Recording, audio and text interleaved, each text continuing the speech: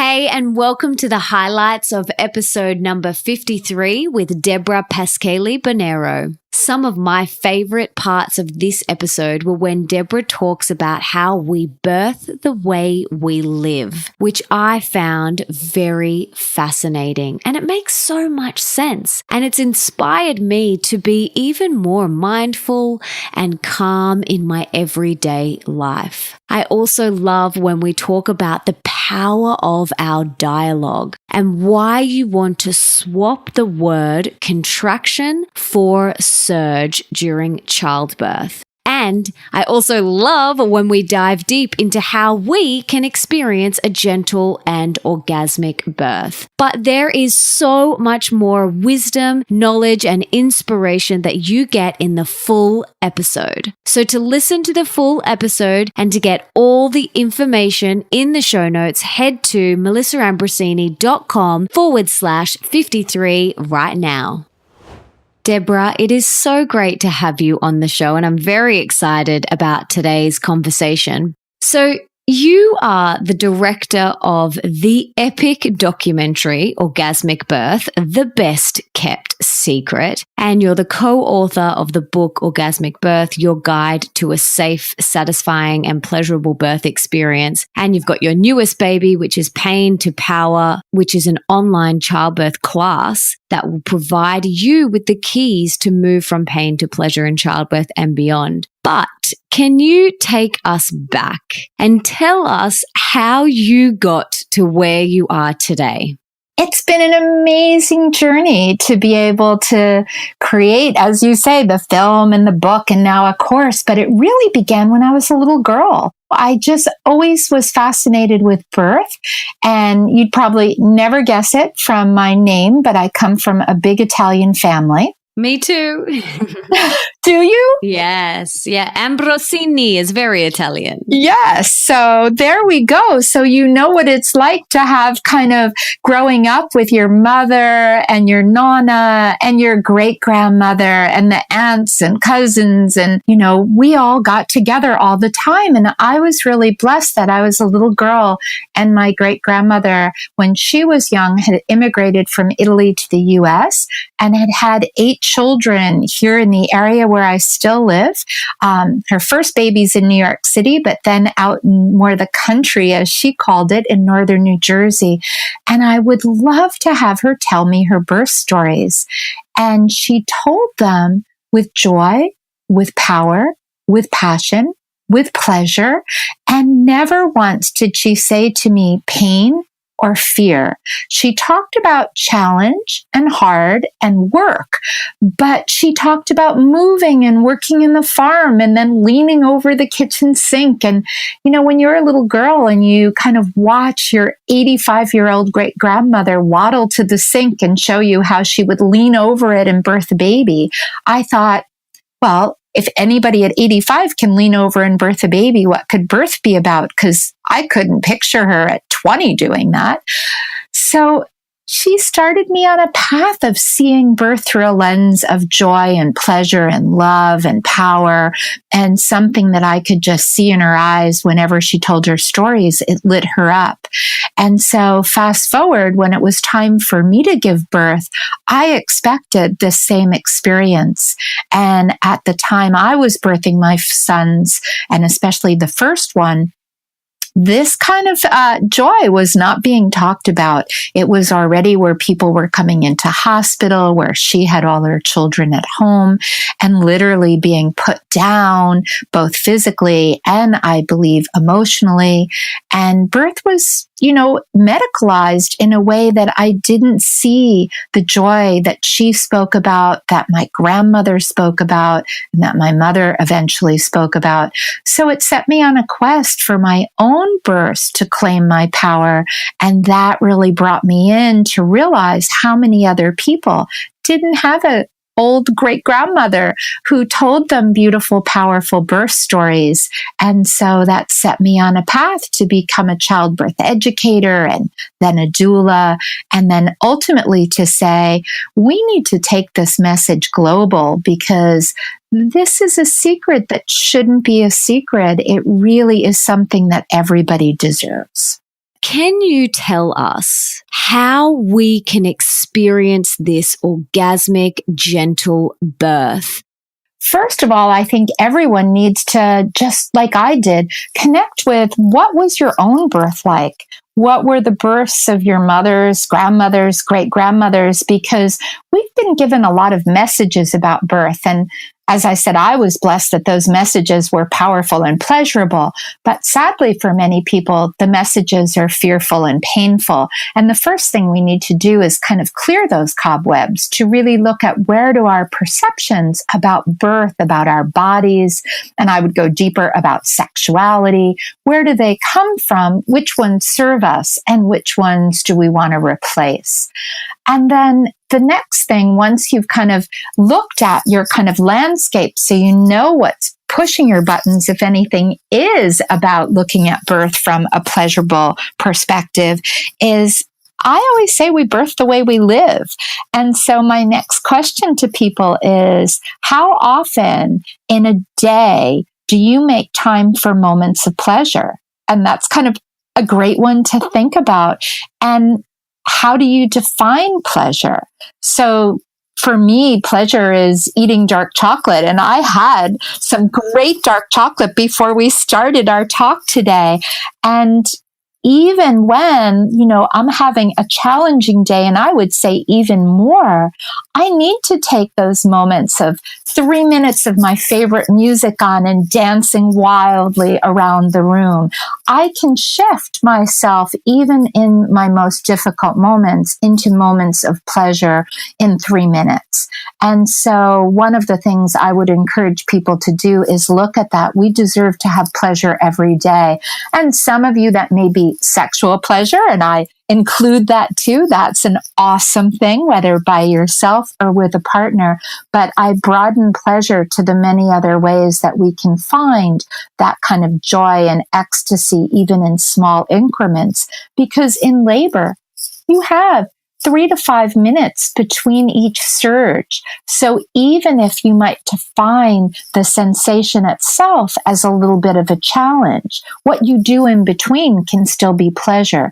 And it's possible to have pain and pleasure in birth. But the more you stimulate pleasure, the less you feel pain, because the pleasure hormones are your natural pain medication, the beta endorphins. So getting comfortable with leading with pleasure is actually the best way you can alleviate pain in labor that I know of.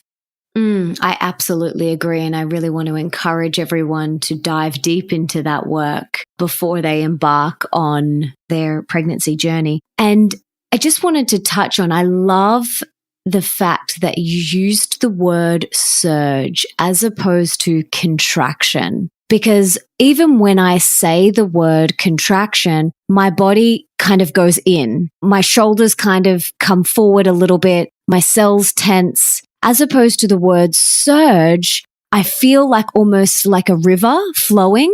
And I love that you use that language. And I think the language that we use is so important, not only in birth, but in everyday life. I always say that the universe or God or whatever you believe in, the universe is listening, and the words that you use are so important. And so for me, I'm very careful with my dialogue, especially around, a lot of my friends are having babies, and, the dialogue that I use is very important. And I say the word surge and use really mindful dialogue. So I love that you said that. And I also love that you said we birth the way we live. And for me, that's really, really a beautiful reminder to get into the practice now, to inject more pleasure into my everyday life. So can you talk about dancing our babies into the world? What does that mean? It can be literal, because I often say to people, belly dancing traditionally was preparation for birth. My great-grandmother knew that the last thing you wanted to do in labor was lay down, that you need to move the mother to move the baby, and the baby has this journey it needs to make through our bodies. It's rotating and turning. And one of the greatest analogies I ever heard years ago is like a baby coming out of our body through our vagina is kind of the analogy like putting on tight jeans. And if you've ever put on really tight jeans, if you could imagine someone putting them on your ankles, laying you down on a bed and telling you to pretty much stay still, but try to slide them up, we'd never get them on. You stand there and you're upright, right? And you're kind of wiggling and shaking and maybe even jumping up and down a little bit. And we kind of have to work it to get on tight clothes. Or another way would be your ring. If your ring is tight on your finger, you can't pull it straight over the fat knuckle. So our medical model puts people in bed, puts people still. And then when the ring can't come over the fat knuckle or the baby can't make its way through the pelvis, we do a cesarean, where really all we need to do to get your ring off is lube it a little bit and wiggle it. And that jiggle and wiggle will slide it over the fat knuckle and out. And so movement in labor, that kind of dancing, is really important. And then on top of that is really the word respect. And this is sacred work. And you always want to know that you're being respected in the process. So again, really important that when you meet with your caregivers, that you feel they really respect and honor you, that they're going to be listening to your voice and involving you in that collaborative decision making. And it seems that those things are more important, because you could have a very short labor that from the outside people go, wow, a 2 hours vaginal birth. But it could be really traumatic if you were disrespected, if no one was there to love you and support you, and if in the process things were done to you without your decision or your approval. And other people have a much longer labor, but are loved through the process, supported, nurtured, honored, respected, understand their choices, and participate in every decision. And that becomes them claiming their power in birth. Why is staying connected to our sexuality during childbirth so important? And how can we do that? I think that stripping sexuality from birth has been the number one reason we've made birth so complicated and so difficult. And it's really hard for me to even comprehend how we've done this, because if men were the ones giving birth and we told them that from a minimum of 2 hours to 2 days, they'd have all kinds of sensations and things happening in their penis, but never does this have anything to do with sexuality, they would never buy it. Mm-hmm. When I say that at big talks, men in the audience all laugh, because I say, like, how many of you raised your hands would never think about sex if something was happening for this long in what you perceive as your sexual parts? And no one. But we've stripped the sexuality out of birth for women, and yet birth is happening in our deepest, most intimate, sensuous sexual parts. The baby is moving through our vagina, is often hitting the G-spot. And as we all know as women, there are conditions when we are wet and juicy and our vagina opens. We know the aroused vagina can open up to 2 inches, right, to enjoy pleasure. And think about giving birth. You have the biggest thing, that your baby that needs to come through your vagina into the world. And often we're giving birth in an environment that on a good day, our vaginas do not want 3 strangers yelling 4-letter words at us, push, push, push. We're not getting wet and juicy and open. What our vaginas are doing are shutting down, closing down, saying no way. And I believe so many babies have been sucked out, cut out, and pulled out based on this. So the first thing to really understand is to honor birth is a part of our sexuality. As you said, the energy that gets the baby in gets the baby out, and the right environment and the right circumstances to open to intimacy are the same criteria we need for birth. Our hormones are the same of orgasm as childbirth. And I do want to say, for all the people that are listening, and maybe sexuality has been challenging for those that are survivors of sexual abuse, this can be an extra challenging thought, but it is an opportunity. It is why we include the story of a survivor of sexual abuse in our documentary, Orgasmic Birth, and also write about it in our book, because so many people are survivors.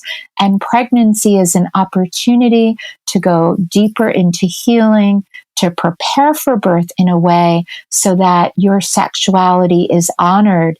And as Helen in our documentary shows, birth was the time that she really healed more than 1,000 therapists. It was a time she reclaimed her body and was able to really heal her sexuality.